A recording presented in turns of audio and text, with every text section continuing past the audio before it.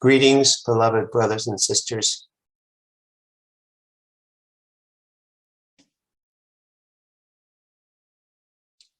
When you've had the experience of something wonderful, something lovely,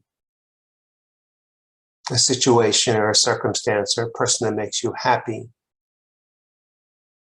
you've probably also had the experience that that changes, that the person you love could somehow not be there, that the situation that you're in might not always be as good as it is.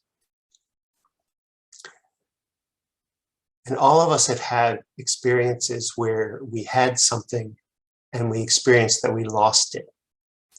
And that is the experience of being on the earth, having love and believing that we've lost it, having connection, believing that we've lost it, wanting to get it back again. One of the things that arises as a coping mechanism, which is not really very effective, is worry. It's almost like a superstition. It's like you're saying, well, if I anticipate the future and I worry about it, maybe nothing bad will happen. But if I don't worry, I could just be walking into some disaster, thinking I'm okay, and then finding out I'm not. So instead, I'll anticipate what might happen that I wouldn't like. And somehow, by worrying, I'll keep it from happening. And I'll be pleasantly surprised that it didn't happen.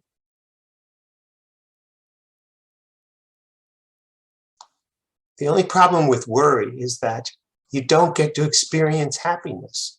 You don't get to experience peace.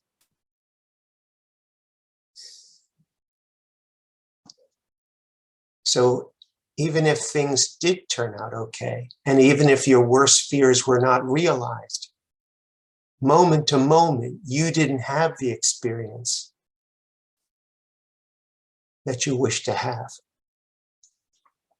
It is not an easy thing to give up worry if you're identified with it.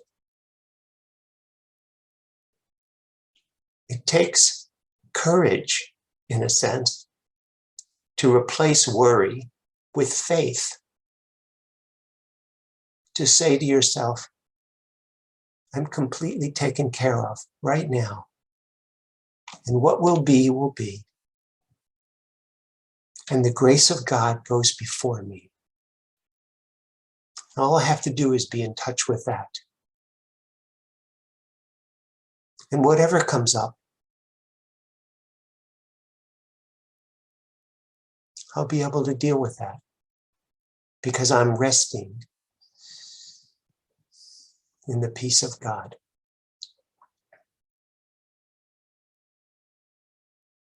This one comes from a long line of warriors. It was passed down from generation to generation.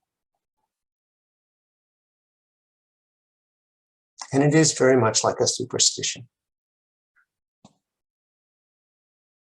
He recently took a trip and he had a lot of circumstances and a lot of logistics to handle. And along the way, he worried that this plane would not leave on time and that this might not happen. And almost nothing that he feared came to pass. Everything went extremely smoothly. And yet, a lot of his experience was anxiety about the next thing and the next thing and the next thing. It was a very busy schedule.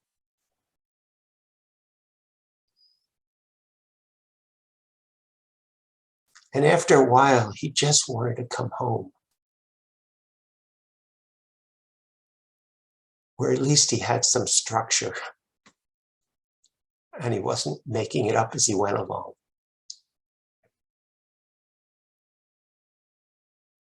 And while it is nice to return to familiar surroundings, the structure you need is in your breath. The connection you need is with you on your journey. You bring your home with you. You replace worry with faith.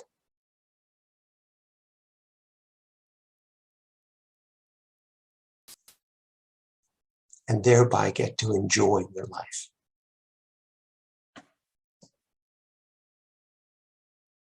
Each time one of his worries did not come to pass, he was happy that that happened, but also realized how much of his peace of mind he was missing in the process.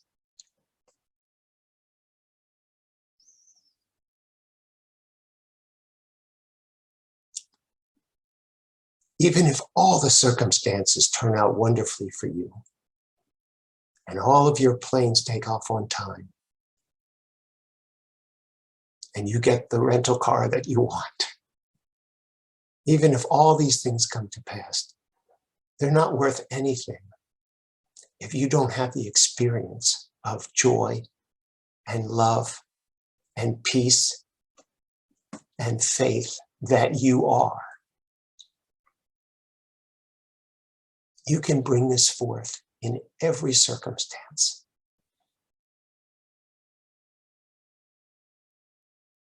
Knowing that all is well, you can move through your day and see how everything is working out for you.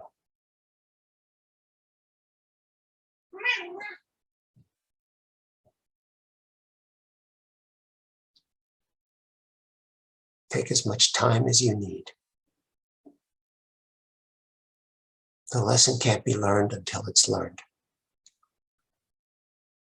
And while you're drawing breath, allow yourself to come home again and again and again, and bring that home with you wherever you go. I love you, and I'm always with you, whether you believe that or not, from moment to moment. There's nothing to worry about. I'll speak with you again soon.